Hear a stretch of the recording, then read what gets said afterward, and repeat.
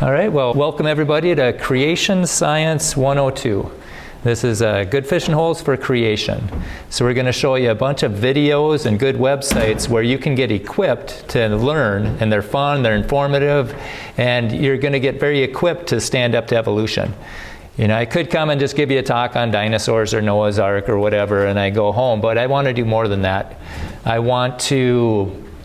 You know, it's that saying, if you give a man a fish, he can eat for a day, but if you teach him to fish, he can eat for a lifetime. And that's what I want you guys to do. Learn how to fish for a lifetime. And so they've got some handouts. I don't know if they're ready yet. You can pass those around. I encourage you to put that in your Bible as a bookmark. And then every day, look at one of these video clips. And if you just learn a little bit every day, just think how much smarter you'll be in a year, or 5 years, or 10 years. And you could even ask your parents, hey, can we watch one of these videos for devotions? Because some of them are only a minute long, and yet they're power-packed. I'm going to be showing one at our school board meeting in a couple of weeks. You can be more valuable. The more you know, the more valuable you are to God. So if there's an evolutionist that's telling people that we came from monkeys, you'll be able to say, prove it. Yeah, there's not a scientific paper on the planet that says that. And so you want to be valuable. I'm here to open the door of creation to you. It's like somebody cracked the door to creation open to me 20 years ago, and I kicked it down. And I'm hoping some of you guys kick it down, because now people are flying me around the country to hear what I have to say.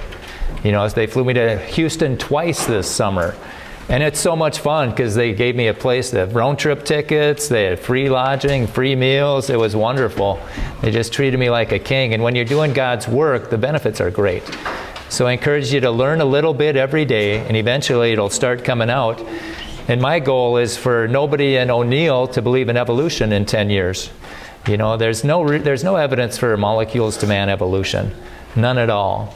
And it's kind of like you ever heard the story of the boy who said, the emperor has no clothes? You ever heard that story? That's what we're doing. The molecules to man evolution has no evidence.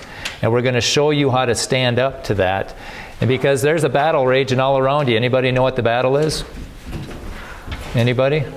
In every area of life, what is it? Well, I don't know, like God created the earth like 6,000 years ago. Yeah? People are like, this dinosaur fossil's from like 144 million years ago. Right. So we have God's truth versus Satan's lies in every area outside those doors. And when we're trying to get you equipped to stand boldly for God and to expose the lies of Satan. And if you guys have questions going through this thing, feel free. Because if you have a question, probably everybody else does. So if you're confused, just ask a question and we'll try and clarify that a little bit. The people in control don't want things to change because they have the power. But if we get a vast number of people to realize they're misleading us, they're lying to us, they lose their power. And that's why I'm here. Oh, and by the way, I got to apologize. I was supposed to be in here September. You guys heard about I was supposed to be here in September, right? And I didn't show up. That's really bad. Really bad, because there was a communication thing. The confirmation emails were going into my junk email. My junk file. It's like it's a reply to an email. Why would it do that? And then my emails were going to an old email address. And I got home, and my cell phone was off when I was traveling. And I got home and found out I was still supposed to speak. And I thought, that's terrible, because you guys were told something that didn't happen, so you guys could doubt Christians. And that's a bad thing. So whatever we're going to do, we're going to come back this fall. And so sorry about not being here the first time, but the silver lining to this is I get to speak at Burwell. It's on tomorrow night. Burwell Baptist at 7 o'clock, I believe it is. And I wasn't going to be able to do that the first time. So that was the silver lining there. And a little bit about what I've been doing. Last week I was in North Carolina. Did you hear about that flood? That flood that went through North Carolina. We went to Asheville. If you notice on the roof, there's sand. River sand on the roof. It was a mess when we were there. There's half the building that fell into the creek. Here's a van. I don't know if you can see it on the right. There's a van halfway down. And this is what happens to a car that gets caught up in the current. And so we went there, helped them clean up. It was 3 days of chainsaw, and I'm glad there wasn't a fourth. But on the fourth day, we hauled in all this stuff. There was a 50-foot trailer that needed to be unloaded. And it was interesting on Thursday when she was explaining what was going to happen the next day, a 50-foot trailer. And she started crying almost because she was just overwhelmed. She said, we don't have anybody to sort it, we don't have anybody unload it, and we don't know if we can put it everywhere. And we showed up with 18 people. The thing got put together in 2 weeks. And Pleasureland donated a camper. Oh, and this is their church. This is where they're having church. You see those screens in the front? That's the screen. And to the left are the chairs. So they're kind of like a distribution center with a church service on Sundays. And yeah, and the other food place where people used to go to get food, that washed away in the flood. So this church in Asheville is picking up the slack, and they're reaching out to do whatever they can.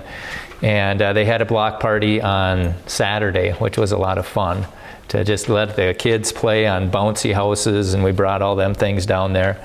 And today I want to, hopefully this is going to be one of the days you look back in 40 years and you go, oh yeah, I remember that day. Because when I look back at my school, I've been in hundreds of classes. I don't remember any of them except for one. Senior math, we're learning about probabilities. Like if you shake a die, or dice, whatever, if you shake one of them, there's 6 sides. What's the chance of shaking a 6? What do you think? 1 in 6, right? What's the chance of doing 2 6s? 2 6s? No. 6 times 6 times 6. 136. 1 in 36, okay? So we're learning that. And so what did that teacher do? His name was Mr. Wabaki. All we did that one class section, it was casino day. We just played these gambling games. Yeah, and he set the odds. So like shaking a 6, if it was 1 in 6, you'd win 3. We had all these chips. You'd put a chip or whatever you wanted to gamble on it, and if it was chances 1 in 6, the payoff was 1 in 3. He said it's like water going downhill. If you gamble long enough, you're going to lose. He said, and so like the Minnesota Daily 3, there's a thing where if you guess 3 numbers in a row, what do you think the chances of guessing from 1 in 10? What's the chance of getting the first one right?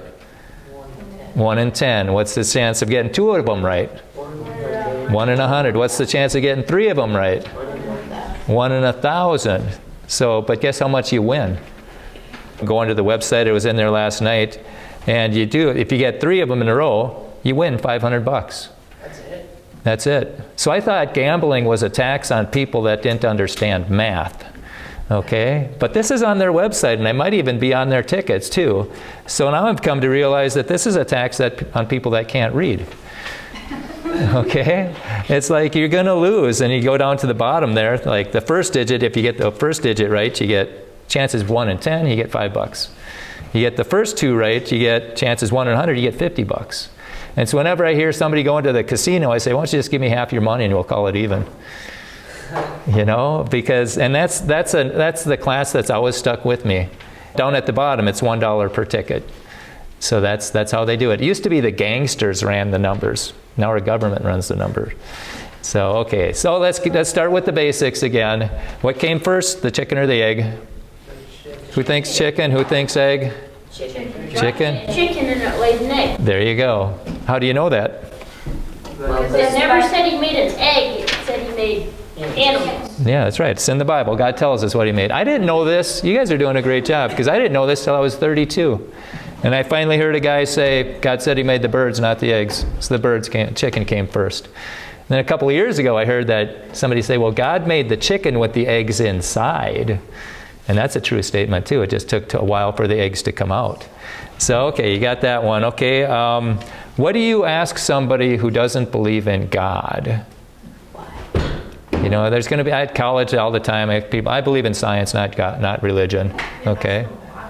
What? You ask them why they don't believe in God. Yeah, that's one way. There's a proverb out there that says, answer a fool according to his folly, lest he be wise in his own eyes. And it's foolish not to believe in God. The fool has said in his heart, there is no God. So we're going to play in their ballpark. Okay, if there's no God, hey, how did life begin? They can't answer it. And when they say they believe in science, I always ask, well, what do you mean by science? The scientific method is observable and testable and repeatable and falsifiable.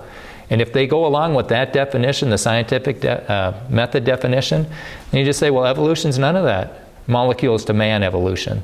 Fish to fisherman evolution. There's no evidence for that. It's not repeatable. Prove it. Let's see molecules turn into man. How did life begin? And also, I don't know if anybody saw the Ken Ham, Bill Nye debate. You guys ever heard of Bill Nye? Oh, Bill Nye the Science Guy. Bill. Yeah, I love that show. He's really good, really a talented educator. You learn a lot. But his perspective of the past is wrong. He's got a blind chance perspective of the past. That's like thinking this building got put together by blind chance. That'd be pretty absurd, right? How much more absurd to think our bodies got put together by chance. And I told that to our new president at St. Cloud State. I went in there to the office, and I was scared to death. I'd never done that before. Went in there, and the secretary asked me, what can I do for you? And I said, I'd like to welcome the new president. And he just happened to be walking into his office, and she points at him, and he comes up, and he says, introduces himself, and says, what's your story? And I said, well, I'm here. I believe that we need all the information to make informed decisions, and we're not getting it in class. We're just getting blind chance perspective of the past. That's the Big Bang and evolution. And we need a creation perspective. And I even pointed, it's like the building. Did that get put together by chance? It's absurd. And how much more absurd to think our bodies got put together by chance. And I told him a few more things. And he walked away. He was very friendly, a nice guy. And then his secretary said, a few years ago we talked on the sidewalk. And you gave me a card. And you had to put a bunch of websites on it. And she said, and she gave it to her partner, and he watched the websites, and he said that I make some good points. So what you can do is take these cards, take your thing. The email's on there if you have any questions. Another question you can ask is, where did matter come from? That's what I think, a 10-year-old kid, they had Q&A at the end of this, and the question to Bill Nye was, where did matter come from? And he goes, don't know, it's a mystery. That's why we do science, to figure those things out. And then Ken Ham says, Bill, there's a book that tells us where matter comes from. And then the very next question to Bill was, how did consciousness come from matter? Don't know, it's a mystery. And then Ken Ham say, Bill, there's a book that tells us where consciousness came from. And then other questions, like, what would you, and I do a lot of questions of the day on campus. What came first, the chicken or the egg? Are you a mutated animal or made in the image of God? Make them pick. And I was at this place where there was going to be a lot of Christians. There was like St. Cloud, they had a bunch of businessmen fund Christian bands, Christian speakers. It was like a mini state fair, and I had a booth there. It's like, well, what do I ask Christians? And so I asked them, when did dinosaurs live? Who thinks they lived millions of years ago? Who thinks they lived thousands of years ago? Who doesn't know when they live? Okay, well, I did this at that place, and there's a lot of Christians walking around, and it was 81 to 51, they said millions of years. So that tells me the churches are doing a real poor job of explaining dinosaurs with the Bible. Because we found dinosaur blood in dinosaur bone, and dinosaur blood can't last millions of years. That's like thinking, how long you think this ice has been in this building, in this room? Yeah, you think it's been in here for a few days, a few weeks, a few years, or like a million seconds? That'd be like 11 days, I think, or something like that. So has it been in here 11 days? Minutes, maybe? Yeah, right. And that's what the blood cells are. Blood cells can't last millions of years. Blood cells can't last that way. And so the scientific evidence is on the creationist side.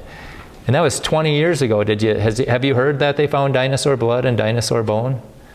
Some have. Raise your hand if you have. Raise your hand if you haven't. Okay, wow. Yeah, they did it 20 years ago, but they sweep it under the rug because that discovery destroys their New Testament.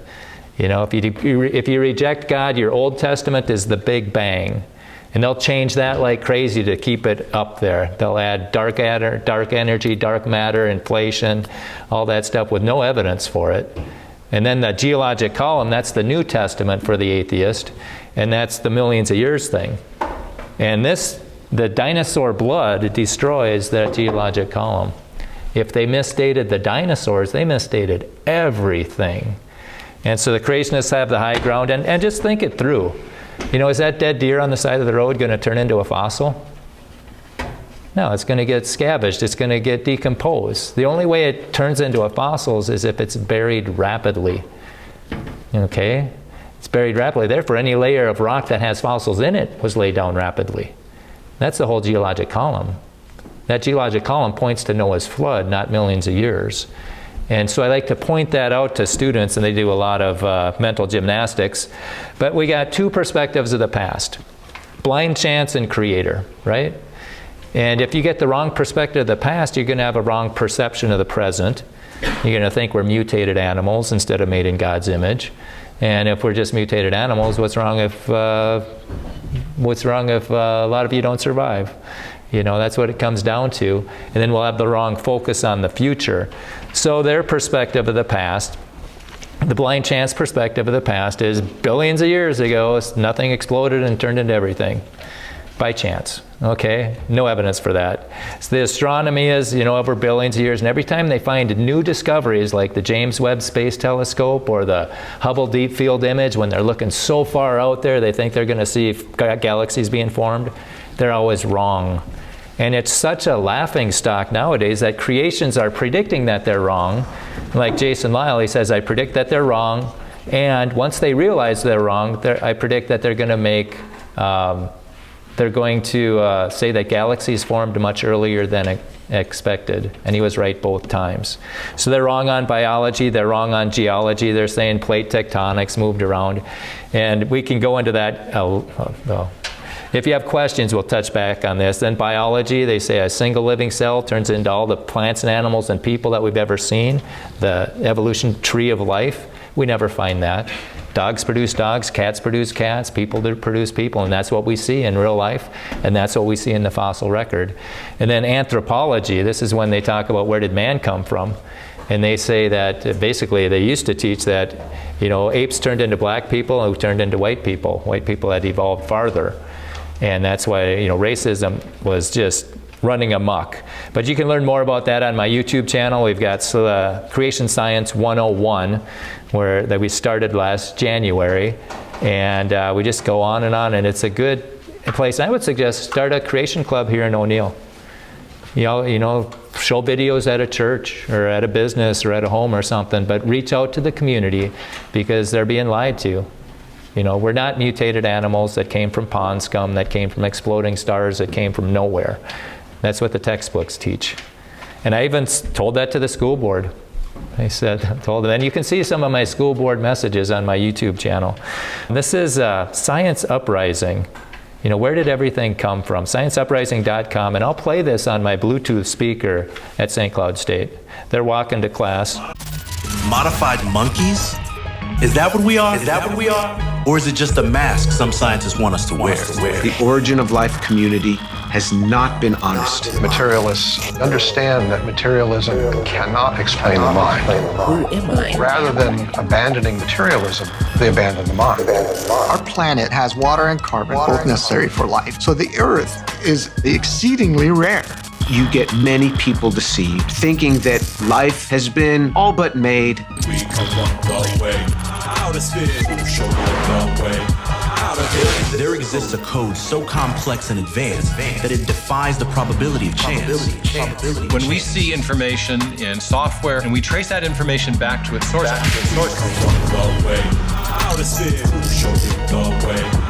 we always come to a mind that's part of what we know from our observation of the world around us. That information always arises from an intelligent source.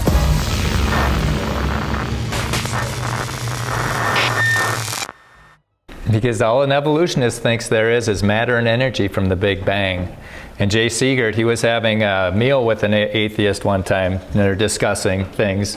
And he said, you believe there's matter and energy, that's all that you are. And the guy says, yeah.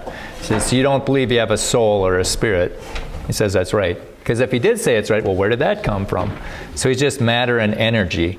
And then he says, you know, at some point in time, your chemicals had a chemical reaction with another bunch of atoms over here, and you married your wife. And he said, yeah, that's right. He kind of chuckles and said, yeah. And then, but you see these other bunches of chemicals that you might have that same reaction with, do you pursue intimate relations with them? And he says, no. And Jay says, well, why not? And he said, well, because I love my wife. He said, no, you don't. And he goes, yeah, I do. And he says, no, you don't. He says, you're just matter and energy. Matter and energy don't love, right? So they think that way, but they don't act that way. And he pointed out a few more things that matter and energy. It's like, you don't disagree with me. Sure I do. No, you can't disagree with me. Why not? Because you're just matter and energy. Matter and energy don't do anything. And so that's their perspective. They live in a constant state of hypocrisy.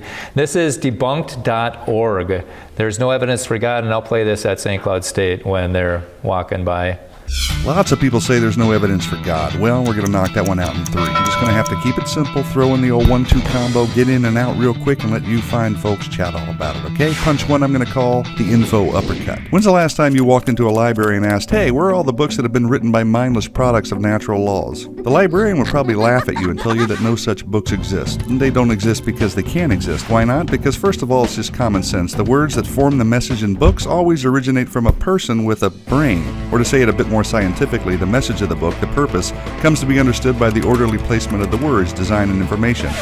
Information. Now, anytime we find info, these basic laws always apply. Number 1, matter doesn't spontaneously produce information. Number 2, only a mental source, intelligence, can generate new creative information. In other words, just like those books that couldn't originate without a mind, neither could life. Why not, you ask? Because we know that DNA contains information. Therefore, the laws of information science apply, which means the information in DNA couldn't have spontaneously generated, and that a mind is behind the information. Period. No exceptions. Look at it this way. The simplest life form we know of is an amoeba, and it contains as much information in its DNA as 1,000 complete sets of Encyclopedia Britannica. So, are we to believe that there's no way a message in a library book could spontaneously generate, but far more complicated messages in DNA that contain 1,000 times more information could have? Not likely. You see, when it comes to life or anything else that contains information, the laws of information science confirm the necessity of a creative mind. And guess what? In the very first book of the Bible, it just happens to mention that. In the beginning, God created. Bam! Uppercut lands on the chin. And now here comes the indefensible head blow. We'll call this the Nada Big Bang Bing swing, the KO to the claim that there's no evidence of God, the law of causality, left hook of doom. It goes like this. Everything that had a beginning had a cause. The universe had a beginning, therefore the universe had a cause. Now, either something caused the universe to come into existence, or nothing caused it.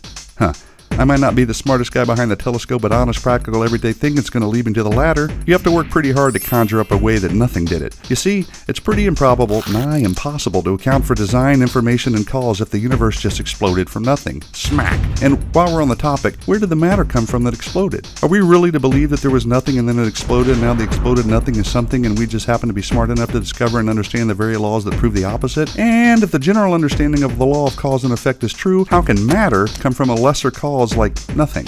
I mean, come on. I don't have a bunch of letters after my name, but even a monkey knows better. And yeah, I snuck in a couple of extra jabs in there, so sue me. Now for some parting words from our sponsor, the Bible. It tells us in Romans 1:20 that since the creation of the world, God's invisible attributes are clearly seen, being understood by the things that are made, even his eternal power and Godhead, so they are without excuse. It also says that people actually know the truth, but they reject it, which explains why even though there's overwhelming evidence that there is a God, evidence won't convince the unwilling. Sad but true. So there you have it. With just a couple of meaningful blows, the claim that there is no evidence for God is down for the count, mi amigos. In other words, it's been debunked. Adios. So that was debunked, and you have a list of them. We're gonna vote at the end. Which one do you think is the best? Which one does the best job? If you could just pick one of those websites, and these guys have like 30 videos. That's just one of them, and they do a really good job. Some of them you might want to check your. I don't agree with everything they put out, but eat the meat, spit out the bones, and if you have questions, talk to your pastor or your teacher. Okay, now the universe. How'd that get here? ICR.org is an excellent site. You go into ICR.org, hit the media button, and then shoot down to That's a Fact. And if you might not remember how to get to these videos, that's why I'm recording it. We'll throw it up on YouTube. So then you can find these, and this is how they put it. How did the universe begin? Some people say that it came into existence billions of years ago in a massive explosion, but this Big Bang has some big problems. First, the antimatter problem. Whenever scientists convert energy into matter, they get equal amounts of matter and antimatter. Antimatter particles have the same mass but opposite charge.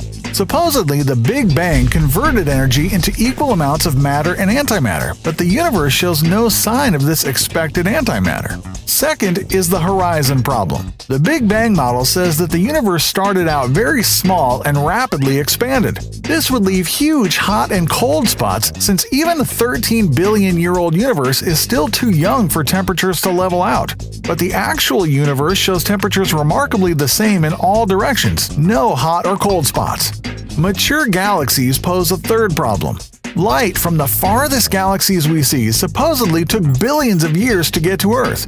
So those distant galaxies should still appear undeveloped and chaotic, as they would have after the Big Bang. But distant galaxies look fully mature, not haphazard like the Big Bang predicted. Even the very distant regions of the universe reveal galaxies of magnificent beauty and complexity. In addition to these scientific problems, the Big Bang contradicts the Bible. The Big Bang needs billions of years, but God's Word describes the beginning of the universe happening in just 6 days only thousands of years ago. The Big Bang teaches that the sun and stars formed before the Earth, but the Bible says the opposite. Not by some problem-riddled explosion, but by the word of the Lord the heavens were made, and all the host of them by the breath of His mouth. So that's ICR. You can check your page for that. And they did talk about the matter and antimatter. It's like where did the energy come from for the Big Bang?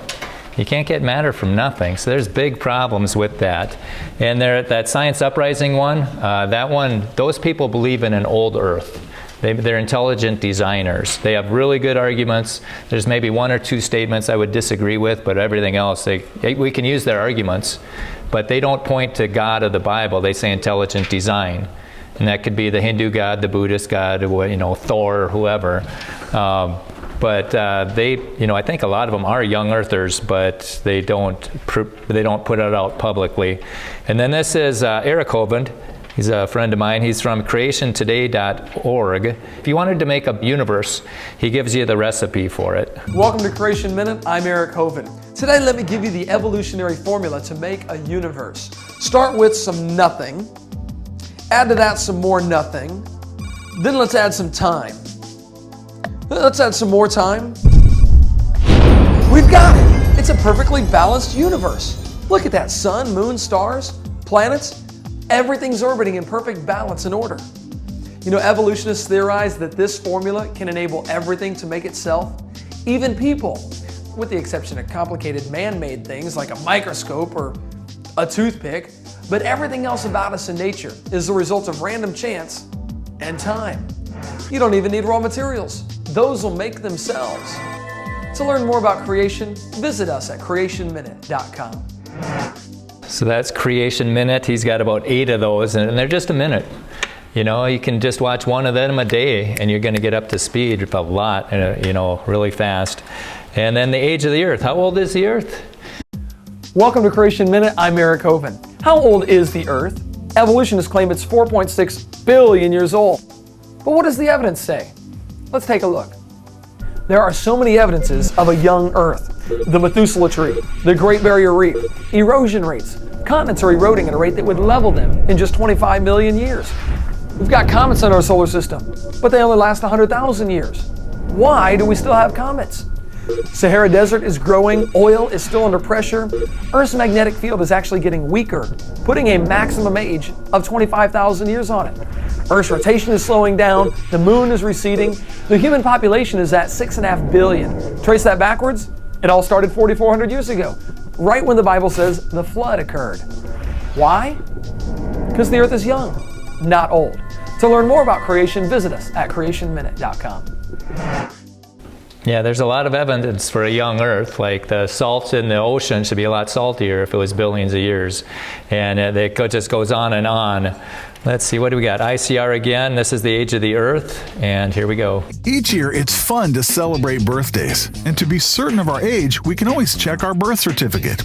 But can any reliable methods determine the age of an object without a historical record?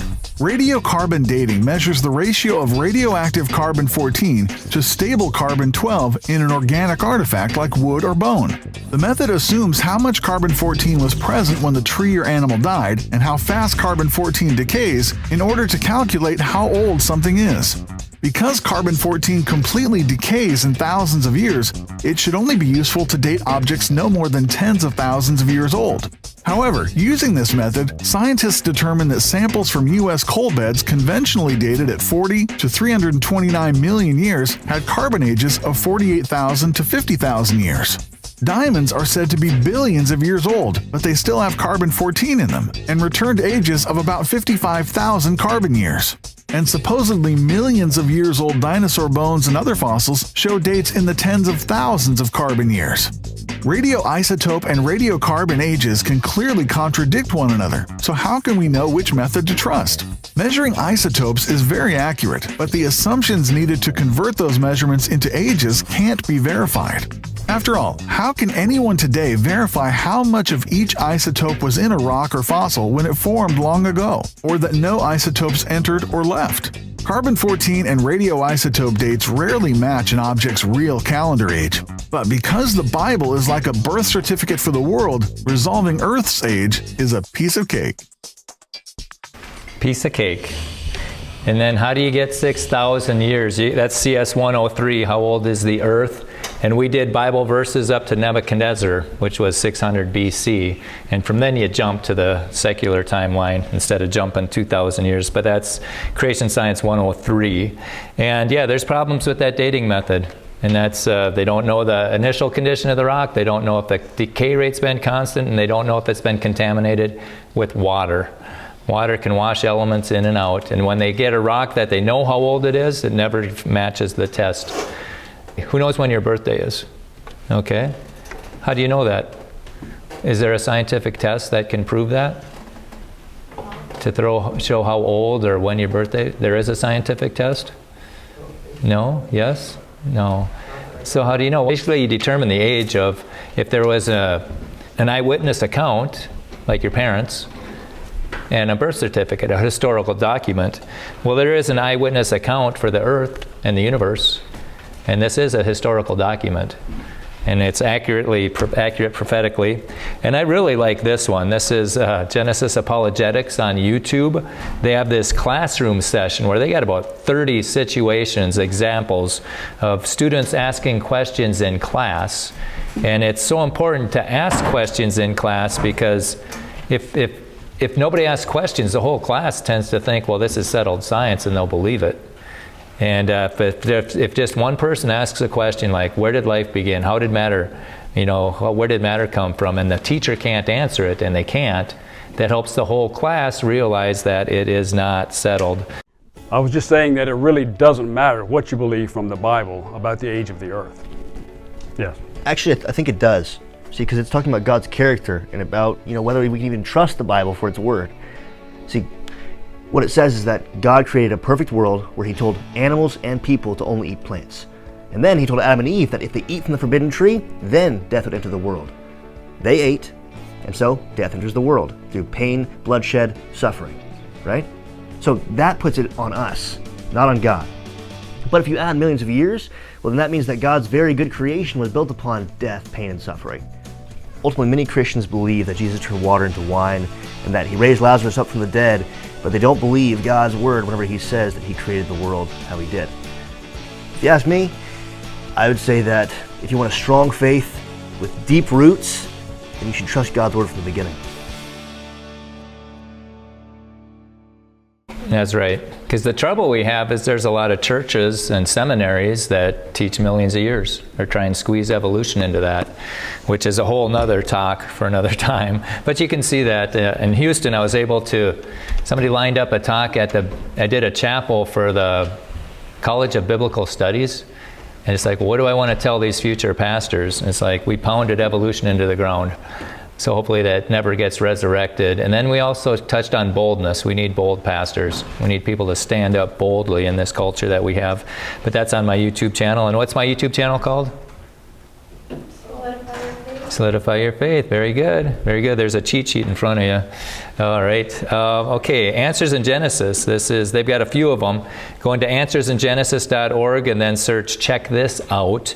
And there's 6 of them. They're from the same people who debunked, but they were at AIG when they did that.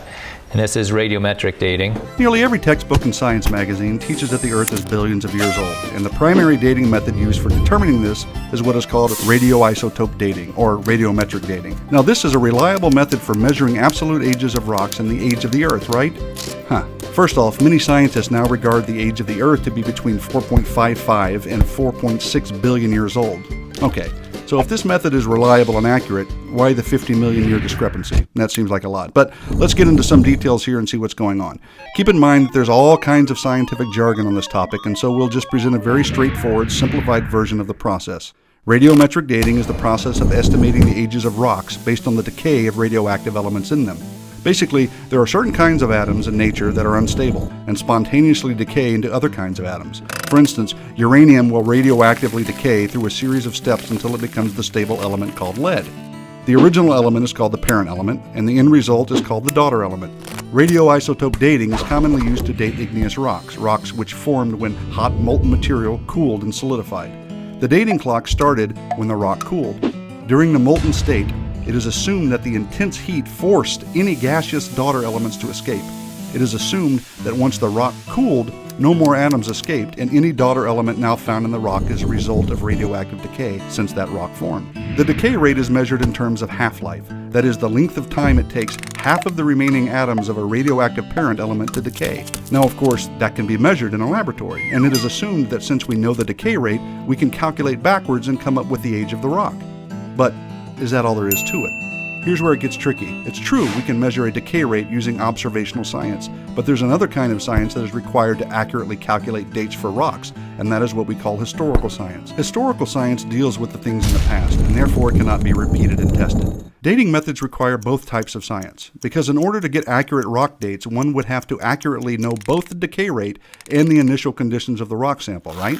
Since radioisotope dating uses both types of science, we can't directly measure the ages of rocks. There are assumptions involved. For instance, how do we know what the initial conditions were in the rock sample?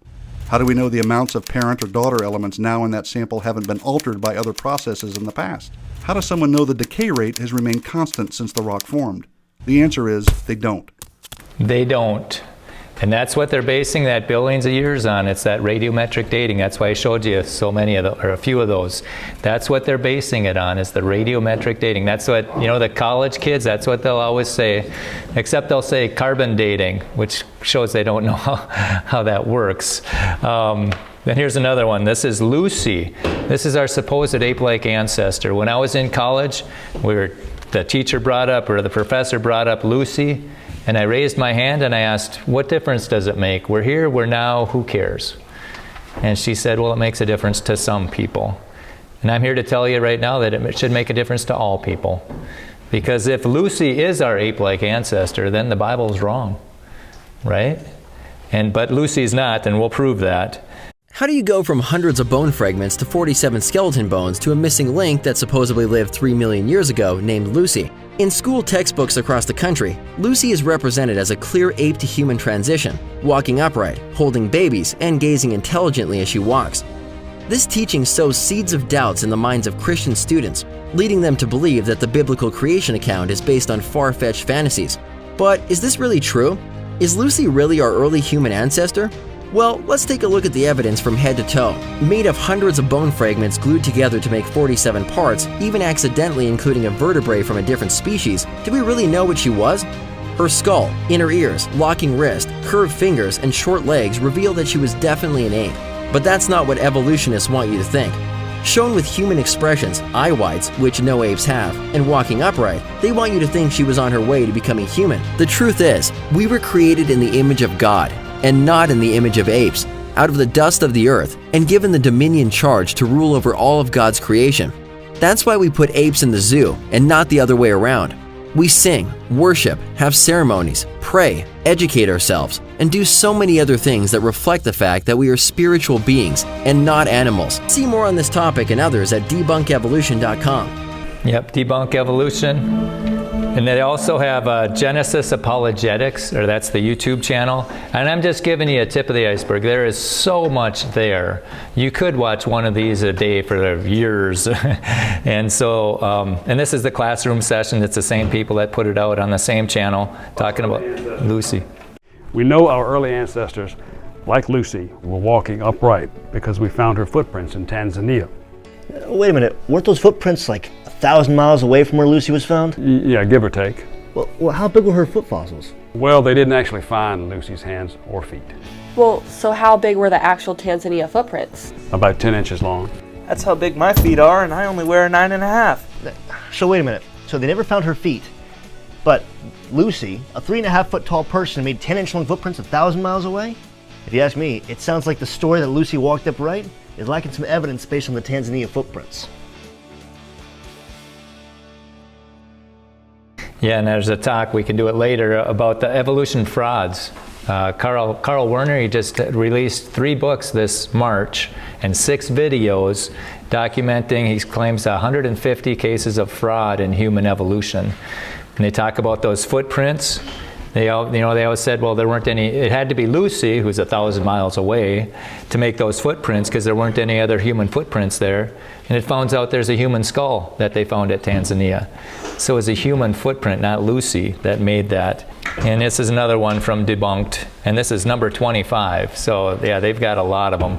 When it comes to so-called missing links between apes and humans, there's one that stands head and hairy shoulders above the rest. And I mean that figuratively because it was speculated to only be a little over 3 feet tall when alive. And I'm referring to none other than Australopithecus afarensis, my friend and yours, Lucy in the sky with diamonds. Well, that's where the name came from, but it's just plain Lucy to you and me, and it's got some splaining to do because it ain't all it's cracked up to be. And I mean that literally. First of all, this highfalutin technical name simply means southern ape from the Afar region, which is about the only thing they say that's accurate when it comes to this supposed hirsute hominid, as all kinds of creative and fanciful things happen along the way to make Lucy into the ultimate missing link. But before I go there, let's just take a quick look at how Lucy is often depicted. Here you go, one right from a museum right there, another right from a textbook. Wow, look at her smiling and walking just like you and me. Now, did someone snap a photo of Lucy and the gang back then? I mean, is this how they found Lucy, walking around, waving at him with a cute little smirk? Of course not. So then how did this artist come up with this rendering? Well, who knows exactly, but let me tell you how it all started. Way back in 1974, paleoanthropologist Donald Johanson and his team discovered Lucy in the Afar region of Ethiopia. Or, more accurately, I should say, they discovered less than 30% of Lucy's fossilized bones. That's right, 70% of Lucy gone, not found. Well, wait a second then. What specific bones were found that convinced some scientists that Lucy walked upright?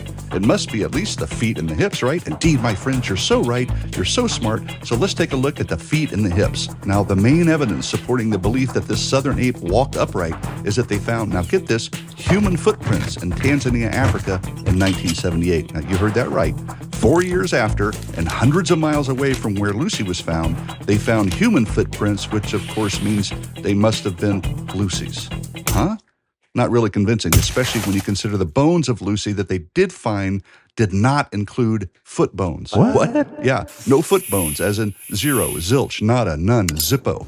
So if you don't have Lucy's foot bones, how do you know the human footprints hundreds of miles away were Lucy's? Well, maybe it's because they found other foot fossils they claim to be from Lucy's relatives. Only problem there is the toes are more curved than a chimpanzee's. That means the actual fossil evidence shows Lucy's family could not have made the human footprints. I don't know. Call us science deniers if that makes you feel better. But if the shoe fits, I mean, if the glove doesn't fit, you must. Nope. I mean, if the bones don't fit, well, whatever. Anyway, what about the hip? That's really going to prove Lucy walked upright like our rendering depicts, right? Well, you're going to love this part of the story, but before I go there, I got to throw 2 more facts at you for color and clarity. Fact 1, after 40 years of research, Swiss scientists discovered something very surprising about Lucy. She ain't a she, he's a he. Or like they might say in California, Lucy's a dude, bro. So, question, how in the world did the earlier, nearly infallible scientists who were proclaiming Lucy as the unmistakable, irrefutable missing link miss this? I mean, this was pre-2020, and everybody knew the difference between men and women back then. Oops, probably shouldn't have said that. fact, dose. After making this discovery, scientists suggested a new name for Lucy. They suggested Lucifer. I am not kidding. And quite honestly, it's fitting because this set of bones has been used to lie to more people than just about any other in recent decades. Now, back to the great story that I call the hip bone manipulator. DJ said these very words about Lucy's hip bone after he discovered it. Superficially, her hip resembled a chimpanzee's, which meant that Lucy couldn't possibly have walked like a modern human. Yeah, I know he said her, but that's before he knew she was a he. I don't know, very confusing. Anyway, if Lucifer's hips flared out like a chimp's, making it so that it couldn't walk upright, what happened to change the hips so that what you see in museums and publications look like human hips? Man, you guys asked the best questions, and here's the answer. Owen Lovejoy, an anthropologist, made a copy of the hip bones in plaster and then, and I quote, cut the damaged pieces out and put them back together the way they were before Lucy died. He did what now? Like I said, you're going to love this part of the story. He cut and put them back together. Now, how did he know that's the way the hip was before Lucy died? I mean, why did he take a hip that, quote, resembled a chimpanzee's and then rearrange, literally saw, cut, and reconstruct things to make it appear like a human hip? Well, that I'll leave for you to contemplate. But at least we now know that the foundation of the artist's rendering of AL-2881, nicknamed Lucy, a.k.a. Lucifer the ape-like beast, is completely unfounded because there's no real evidence that he, she, it, whatever the preferred pronoun might be, walked upright. Probably shouldn't have said that either. Anyway, the point is this manufactured missing link, this unfounded depiction of Lucifer walking upright and smiling, this suspicious reconstruction of the hip, this incomplete bag of bones with no feet, and this embarrassing misgendering mistake pretty much demonstrate the claim that Lucy is the real deal has been, humanly speaking, debunked. Adios.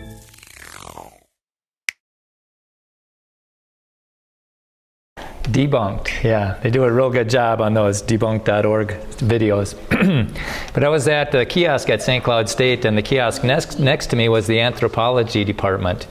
And I told them, you know what they did with Lucy's hip? They cut a chimp hip to turn it into a human hip. And she said, no, they didn't. And I said, sure they did. She said, no, they didn't. I said, I got it on my computer. You can see it. And you'll be able to see this too if you go into my YouTube channel. What's it called? Solidify. Very good. You're getting there. Yeah, because when you guys go home and they'll ask you, well, what happened in school today? You say, well, some creationist talked. And they'll say, what was his name? And you'll say, I don't know. And they'll say, does he have a YouTube? And you'll say, what are you going to say? There you go. Yep. And then you can go in there and you can show them this one. This one's called Lies of Evolution. And this is what they did. Instead of changing the evidence or changing the theory to fit the evidence, they changed the evidence to fit the theory. They wouldn't really do that, would they? Oh yeah. Oh yeah, they would. The perfect fit was an illusion that made Lucy's hip bones seem to flare out like a chimp's. But all was not lost.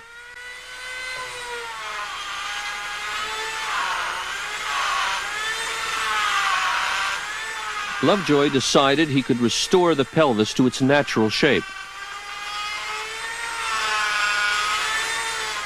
He didn't want to tamper with the original, so he made a copy in plaster. He cut the damaged pieces out and put them back together the way they were before Lucy died.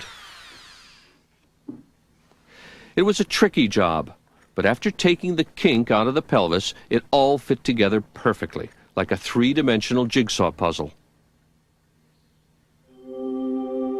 As a result, the angle of the hip looks nothing like a chimp's, but a lot like ours. Well, I hope so. If you cut it apart and put it back together. And this is their video, In Search of Human Origins by Nova, I believe. And so that's what they're doing. And you guys know the truth, but a lot of people out there don't. So it's our job to shine the light of the truth out there and share this stuff on social media or wherever, or share the information. Here's other artifacts. Artie is significant because we believe she walked upright based on where her spine enters her skull. Was the skull complete, like shown in the Science Journal? Actually, no. They reconstructed it from over 110 bone fragments found over a 30-foot area. Right.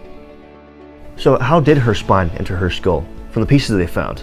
I mean, there's not much to go on there. Did they find any neck vertebrae? Well, actually, again, no. We have no neck vertebrae. So let me get this straight. So they have no base of the skull. They guessed on where the spine entered the skull, and they have no neck vertebrae? It's time to make the teachers squirm, you know, in the public schools. And they're teaching stuff as fact. And if you look at the table over there, I went through our St. Cloud textbooks and I found a whole bunch of errors. And their documents like NASA and the Smithsonian and Nature say that it's wrong. And I talked to the school board and they consider it resolved. So I'm going back. Okay, and then they did it again. This is Dr. Clark. Philip Tobias summoned me to his office and he said, I want you to make a new reconstruction of STW-53. And I said, oh, why? And he said, well, I'm not happy with the brain size, it's too small.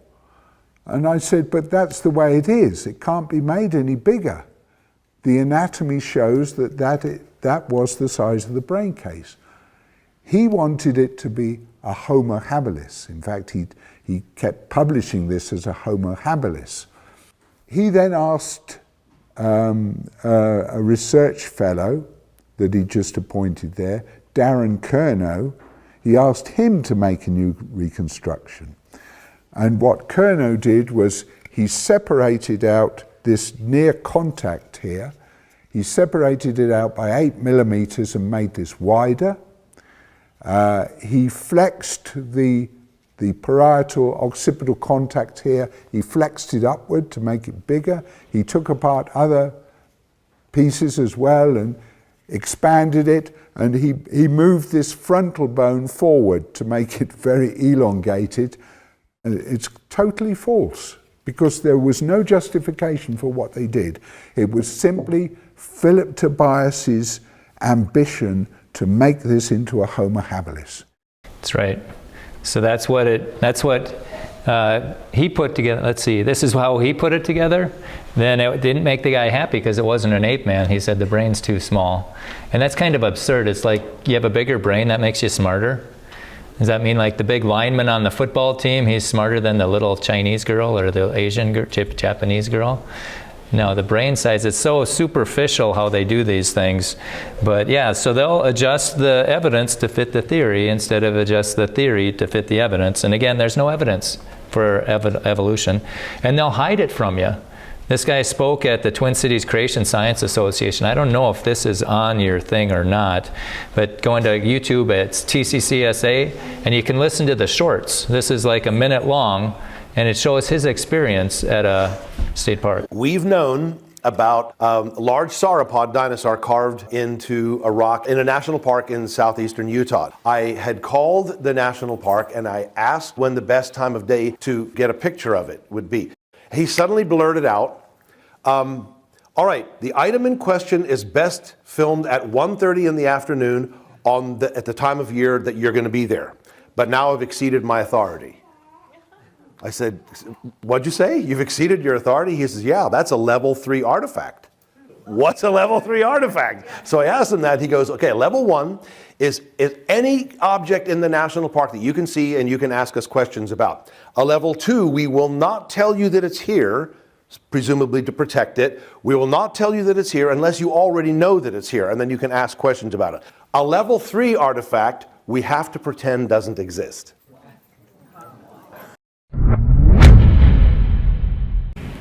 So they're hiding the information that points to a creator. And you see dinosaurs, they called them dragons in the past because the word dinosaur wasn't invented until 1841. But they're carved into castles, into temples, into caves. People saw dinosaurs, and it bothered Carl Sagan so much he wrote this book called Dragons of Eden. You can get it on YouTube or on Amazon. And his theory was that our memories are passed on in our DNA, and that's been debunked. But what that book does show is that people saw dinosaurs because they were separated by time and distance. They couldn't, how could they describe the same animals? And that brings us to the worldwide flood. A lot of students, or Ken Ham wrote a book, Already Gone, where he talked about how kids, 2/3 of our church kids stop going to church once they leave home. And he did a survey to say, why is that? And his main reason was they doubted the Bible was true. So then they asked, well, when did you begin to doubt the Bible was true? And it was junior high and high school. or middle school and high school when they're being taught the Big Bang and evolution as fact and dogma. That's going to be on the standardized tests from this state. And I was talking to this woman at a community college, and her niece or her daughter was going through confirmation. And so the daughter, her niece, asked the priest about dinosaurs. And I thought, oh, this will be interesting. What did he say? And she said, I don't remember, but whatever he said, it didn't make her happy. And so her daughter concluded that either dinosaurs are false or Adam and Eve are false. And I said, your daughter's real close to kicking the Bible out of her life for the rest of her life. I said, dinosaurs are true, and Adam and Eve are true. The thing that's false is millions of years. And so we separate that. You need to get that millions of years. Whenever you hear millions of years, there should be a baloney detector going off in your head. And it should go like this. Bah! All right, everybody do that. Millions of years. Yeah, that means there's a fairy tale coming. There's no evidence for that at all. But the reason we're in such a mess is there's another book out there called Already Compromised, where again, a lot of Christian colleges and seminaries don't believe what the Bible says. And a lot of them don't believe in a worldwide flood. But there is evidence for that. Many flood myths come out of the ancient Near East, and the Bible's account is just one of them. Well, then how do you explain 14 states in America filled with dead dinosaurs and mixtures of marine life and other animals? What? There's an area that's about 1,800 miles long and about 1,000 miles wide, and it's filled in with mud, sand, and ash, which is exactly what you'd expect to find in the case of a worldwide flood. Those creatures were buried millions of years ago, and their hard as rock fossils prove it. Hard as rock fossils, right. But there are 120 scientific publications that reveal 16 different types of soft tissue found in ancient bones at every level of the geologic column. Some of these soft tissues, like collagen, only have a shelf life of just thousands of years. So how'd that last for 65 million? See, that's what we need to do. We need to get equipped. When they lie to us, we need to call them on it. That's what we need. We need all of you to do that and start spreading it around, O'Neill and your relatives and your friends. We have to get as many people to realize the emperor has no clothes. Molecules to man evolution has no evidence. We need people to get there. So when we have a vast number of people, then things will change. Then we can have an intellectual revolution. And there's a lot of evidence for a worldwide flood. This is Eric again. Was there really a worldwide flood 4,400 years ago?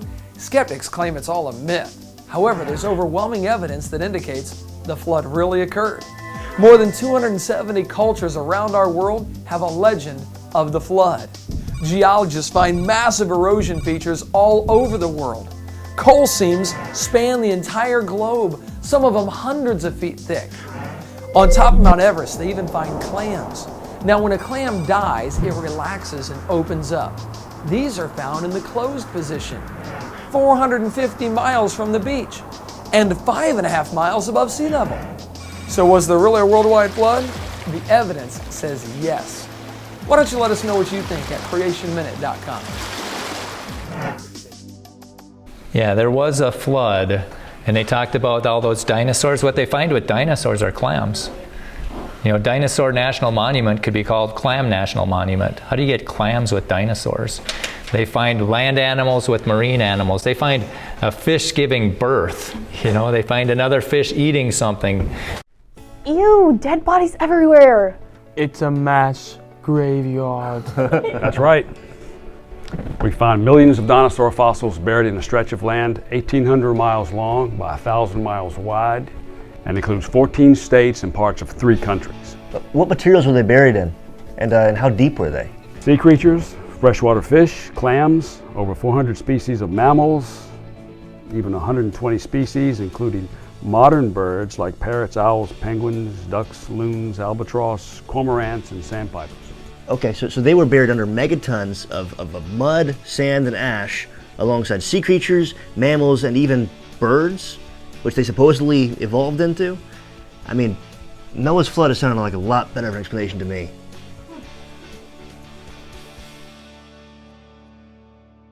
Those fossils are not millions of years, and we will, let's see, We'll pick up with the fossils. You guys have been very patient. You've been very, it's an hour. That's kind of a lot. If you guys, can we take a walk around the church, and then you guys can ask questions, and then we'll come back and we'll finish up with fossils.